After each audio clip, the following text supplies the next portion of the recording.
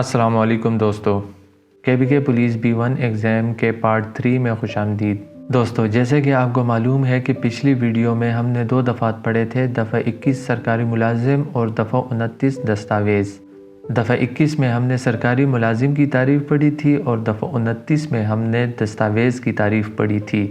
تو آگے بڑھتے ہوئے آج ہم مجموعہ تعزیرات پاکستان کا دفعہ 34 ایسے افعال جن کے مرتکب اشخاص ایک ہی نیت سے ہوں اور دفعہ 40 جرم کی تعریف، یہ دونوں دفعات پڑھیں گے۔ تو چلیں ویڈیو شروع کرتے ہیں۔ دفعہ 34 ایسے افعال جن کے مرتکب اشخاص ایک ہی نیت سے ہوں۔ جب چند اشخاص کسی فعل مجرمانہ کے ایک ہی نیت سے مرتکب ہو تو ان میں سے ہر ایک شخص اس فعل کی نسبت اسی طرح قابل مواخذہ ہوگا کہ گویا اس نے وہ فعل اکیلے ہی میں کیا ہو۔ کہ جب چند اشخاص یعنی ایک سے زیادہ ہوں، یعنی 2 یا 2 سے زیادہ ہوں، تو وہ ایک ہی نیت سے کسی جرم کا ارتکاب کریں، کوئی جرم سر انجام دیں، یعنی اس جرم میں ملوث تمام اشخاص اس جرم کے نسبت اسی طرح قابل مواخذہ ہوں گے، یعنی قابل سزا ہوں گے کہ انہوں نے وہ جرم اکیلے ہی کیا ہو۔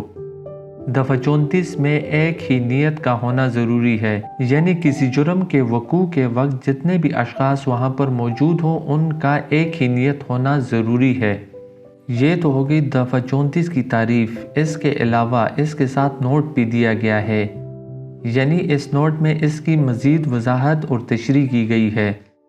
اگر جرم کے ارتکاب میں ایک سے زیادہ اشخاص حصہ لیں تو دیکھنا ہوتا ہے کہ ان میں سے ہر ایک نے کیا کام کیا اور وہ کس حد تک سزا کا مستوجب ہے۔ یعنی کہ اگر کسی جرم یا خلاف قانون کام میں ایک سے زیادہ اشخاص حصہ لیں تو اس میں یہ دیکھنا پڑتا ہے کہ اس میں ہر ایک بندے نے کیا کیا کام کیا اور اس بندے کو اس جرم کے حساب سے کیا کیا سزا مل سکتی ہے یا سزا ملے گی۔ یہ دفعہ ان اصولوں پر مبنی ہے کہ جب 2 یا 2 سے زیادہ اشخاص مل کر کوئی فعل کریں،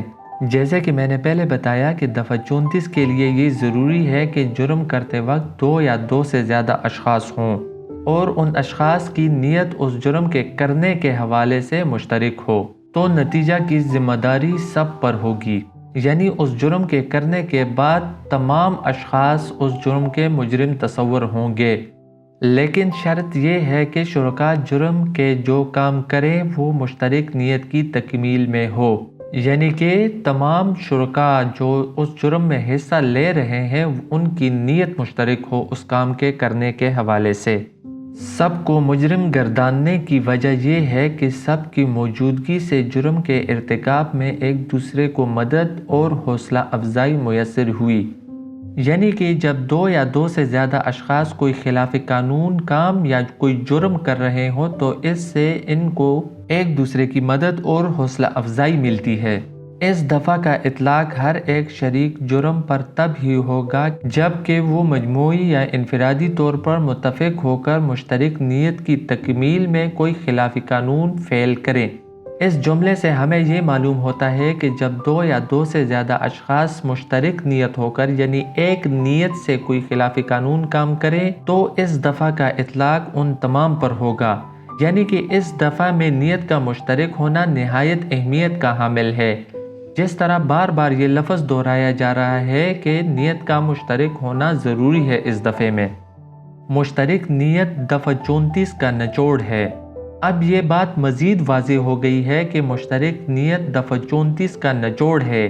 یعنی دفعہ 34 تب ہی نافذ کیا جائے گا جب 2 یا 2 سے زیادہ اشخاص کسی جرم کی ایک ہی نیت سے ارتکاب کریں۔ اس سے مراد یہ ہے کہ ایک عام نیت ہو جس میں کئی اشخاص شریک ہو اور اس کی پیش رفت میں کوئی کام الگ الگ یا مل کر کریں، تو ہر ایک ملزم اصل جرم کا مجرم ہوگا نہ کہ اعانت کا، یعنی کہ 2 یا 2 سے زیادہ اشخاص کوئی جرم یا خلاف قانون کام ایک ساتھ کریں یا الگ الگ کریں تب بھی یہ دفعہ نافذ ہوگا اور یہ اصل جرم کے مجرم تصور ہوں گے جو جرم ان لوگوں کی جانب سے کیا جا رہا ہے، نہ کہ اعانت کا۔ اعانت کا مطلب ہے ایک دوسرے کی مدد کرنا،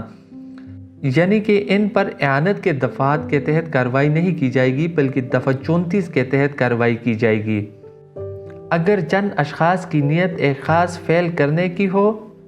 اور ان میں سے کوئی یا زیادہ ملزمان کوئی دیگر فعل کریں تو دفعہ 34 میں ویسا فعل کرنے والوں کے خلاف عائد نہ ہوگی۔ یعنی کہ چند اشخاص، دو یا دو سے زیادہ اشخاص کوئی خلاف قانون کام یا جرم کر رہے ہوں اور ان میں سے ایک یا دو یا دیگر ملزمان کوئی دوسرا کام کر رہے ہوں، وہ کام بھی خلاف قانون ہو، لیکن یہاں پر ان کی نیت مشترک نہیں ہے۔ یعنی کہ ایک طرف کچھ لوگ مختلف کام کر رہے ہیں اور دوسری طرف کے لوگ مختلف کام کر رہے ہیں، کام دونوں ہی خلاف قانون اور جرم ہے، لیکن یہاں پر دفعہ 34 نافذ نہیں کیا جائے گا۔ مشترک نیت بالعموم پہلے سے سوچی ہوئی تجویز سے بنتی ہے۔ یعنی کہ نیت کا مشترک ہونا پہلے سے سوچی سمجھی سازش ہوتی ہے، یعنی پہلے سے اس کے بارے میں سوچ و بچار کیا جا چکا ہوتا ہے،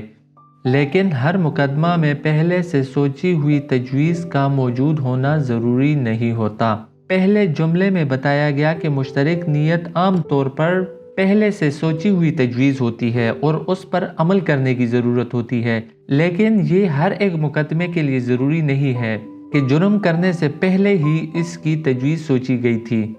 اس کی مثال ہم اس طرح لے سکتے ہیں کہ کچھ لوگ چوری کے لیے ایک گھر میں گھستے ہیں تو وہاں پر مالک مکان کے ساتھ لڑائی جھگڑا ہو جاتا ہے اور وہ زخمی ہو جاتا ہے، تو ان کی نیت مشترک پہلے چوری کی تھی اور یہ حادثاتی طور پر لڑائی جھگڑا اور مالک مکان کا زخمی ہونا وقوع ہوا۔ مالک مکان کو مارنا یا اس کو زخمی کرنا ان کی نیت میں پہلے سے شامل نہیں تھا، یہ اچانک طور پر داخل ہوا۔ ارتکاب جرم کے وقت بھی مشترک نیت پیدا ہو سکتی ہے، یعنی جب جرم ہو رہا ہو تب بھی مشترک نیت پیدا ہو سکتی ہے۔ اس کی نسبت ضربات کی تعداد اس کی نوعیت سے قیاس کیا جاتا ہے، یعنی مشترک نیت کے پیدا ہونے کے لیے ضربات کی تعداد، یعنی جو کام کیا گیا ہے اس کی کیفیت اس کی نوعیت سے قیاس کیا جاتا ہے۔ یہ طے کرنا کہ ملزمان نے جو فعل کیا وہ مشترک نیت کی تکمیل میں تھا یا نہیں، ہر مقدمے کے واقعات پر منحصر ہوتا ہے۔ یعنی کہ جو بھی مقدمہ ہوتا ہے یا جو بھی وقوع رونما ہوتا ہے اس کے حالات و واقعات دیکھ کر معلوم ہو جاتا ہے کہ مجرمان کی طرف سے نیت مشترک تھی یا نہیں۔ مشترک نیت بنانے کے لیے لازم ہے کہ اس نیت کے متعلق ہر ایک ملزم کو علم ہو جو اس میں شامل ہو۔ جس طرح میں نے پہلے آپ کو بتایا کہ مشترک نیت عام طور پر پہلے سے سوچی سمجھی ہوئی تجویز ہوتی ہے اور ملزمان اس میں بیٹھ کر مشورہ کرتے ہیں، تو تب ہی مشترک نیت وقوع میں آتی ہے۔ کسی ملزم کا بوقت ارتکاب جرم محض موقع پر موجود ہونا اس کو اصل مجرم نہیں بناتا جب تک کہ وہ مشترک نیت سے اس میں شرکت نہ کریں۔ یعنی کہ کوئی خلاف قانون کام یا جرم ہو رہا ہے تو وہاں پر کوئی بندہ ہے، اس کے متعلق یہ نہیں کہا جا سکتا کہ یہ بھی مجرم ہے جب تک یہ ثابت نہ ہو جائے کہ اس کی نیت بھی ان مجرمان کے ساتھ مشترک تھی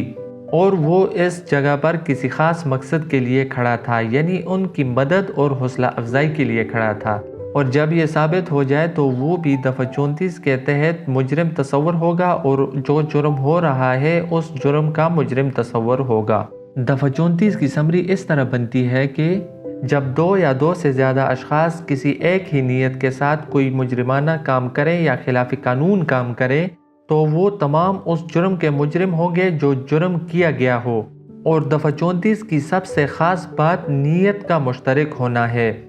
یعنی جرم کرتے وقت دو یا دو سے زیادہ اشخاص کی نیت ایک ہو۔ تو دفعہ 34 یہاں پر مکمل ہوا۔ آگے بڑھتے ہوئے اب ہم دفعہ 40 جرم کی تعریف یہ دفعہ پڑھیں گے۔ تو دفعہ 40 شروع کرتے ہیں۔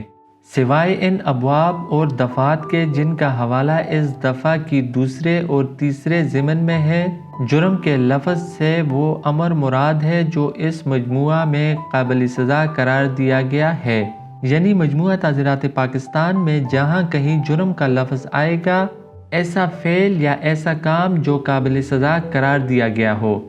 باب 4 اور باب 5 الف میں اور دفعات ذیل یعنی 64 سے لے کر 445 تک میں بھی لفظ جرم سے مراد ہر امر ہے جو اس مجموعہ یا کسی ایسے قانون مختص الامر و مختص المقام کی روح سے قابل سزا قرار دیا گیا ہے،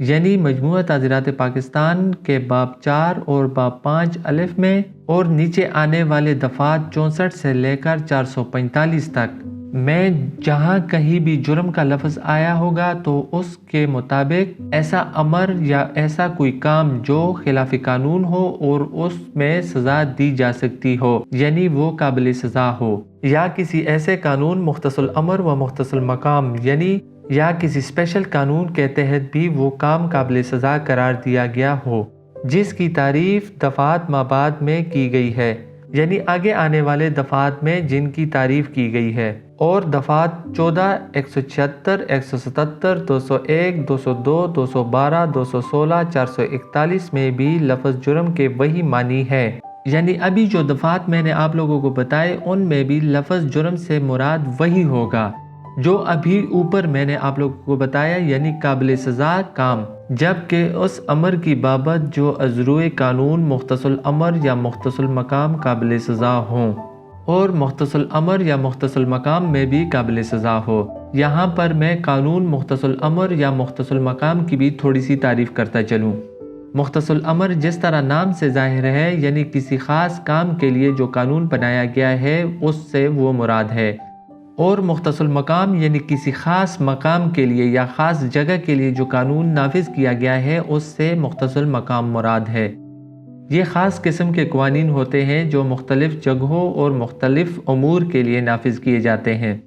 واپس اپنی ٹاپک کی طرف آتے ہیں۔ اسی قانون کے تحت اس کی 6 ماہ یا زیادہ کی قید، ماہ جرمانہ یا بلا جرمانہ ہو سکتی ہے۔ یعنی قانون مختص الامر یا مختص المقام میں جرم سے مراد وہ جرائم ہوں گے جن کی سزا 6 ماہ قید، جرمانہ یا بلا جرمانہ ہوں۔ اس کے ساتھ ساتھ آگے نوٹ بھی دیا گیا ہے۔ نوٹ میں لکھا ہے تعزیرات پاکستان کی دفعات میں جہاں جہاں لفظ جرم درج ہے اس کے معنی اس دفعہ کے مطابق لیے جائیں گے، یعنی مجموعہ تعزیرات پاکستان کے اندر جن جن دفعات میں لفظ جرم استعمال ہوا ہے، یعنی لفظ جرم درج ہے، اس کے معنی اسی دفعے کے تحت لیے جائیں گے۔ تیسرے ضمن میں جن دفعات کا ذکر کیا گیا ہے ان میں لفظ جرم سے وہ فعل مراد ہے جو مجموعہ تعزیرات پاکستان کی روح سے قابل سزا ہو، یعنی کہ مجموعہ تعزیرات پاکستان میں لفظ جرم سے مراد وہ فعل ہوں گے جو قابل سزا ہوں گے۔ اس ضمن کے اغراض کے لیے قانون مختص الامر و مختص المقام کے جرائم میں صرف وہ جرم شمار ہوں گے جن کی سزا 6 ماہ قید یا اس سے زیادہ ہو، یعنی جیسے کہ میں نے آپ کو پہلے بتایا مختص الامر یا مختص المقام میں وہ جرائم جرم کی تعریف میں شامل ہوں گے جن کی سزا 6 ماہ قید یا اس سے زیادہ ہو، وہ جرمانے کے ساتھ یا بلا جرمانہ بھی ہو سکتی ہے۔ تو دوستو آج کی ویڈیو میں بھی ہم نے 2 دفعات پڑھے۔ دفعہ 34 ایسے افعال جن کے مرتکب اشخاص ایک ہی نیت سے ہوں، اور دفعہ 40 جرم کی تعریف۔ اب دونوں دفعات کی سمری کریں تو سمری کے مطابق دفعہ 34 میں 2 یا 2 سے زیادہ اشخاص ایک ہی نیت کے ساتھ کوئی جرم کریں تو وہ دفعہ 34 کے زمرے میں آئیں گے۔ اس کے لیے یہ ضروری ہے کہ ان مجرمان کی نیت مشترک ہو۔ اگر ان میں سے کسی ایک کی نیت بھی مشترک نہ ہو تو وہ اس دفعے کے تحت نہیں آئے گا اور اس پر یہ دفعہ عائد نہیں کیا جائے گا۔ اور دفعہ 40 میں جرم کی تعریف کی گئی ہے، یعنی جرم سے کیا مراد ہے۔ مجموعہ تعزیرات پاکستان میں جہاں جہاں لفظ جرم استعمال ہوا ہے اس سے مراد وہ کام ہے جو قابل سزا قرار دیا گیا ہو، اور اس میں قانون مختص الامر و مختص المقام سے وہ جرائم شامل ہیں جن کی سزا 6 ماہ قید یا اس سے زیادہ ہو۔ تو دوستو یہ تھی آج کی ہماری ویڈیو۔ امید کرتا ہوں آپ کو پچھلی ویڈیو کی طرح آج بھی سیکھنے کے لیے نیا ملا ہوگا۔ تو ملتے ہیں اگلی ویڈیو میں، تب تک اپنا اور اپنے آس پاس کے لوگوں کا بہت سارا خیال رکھیں۔ اللہ حافظ۔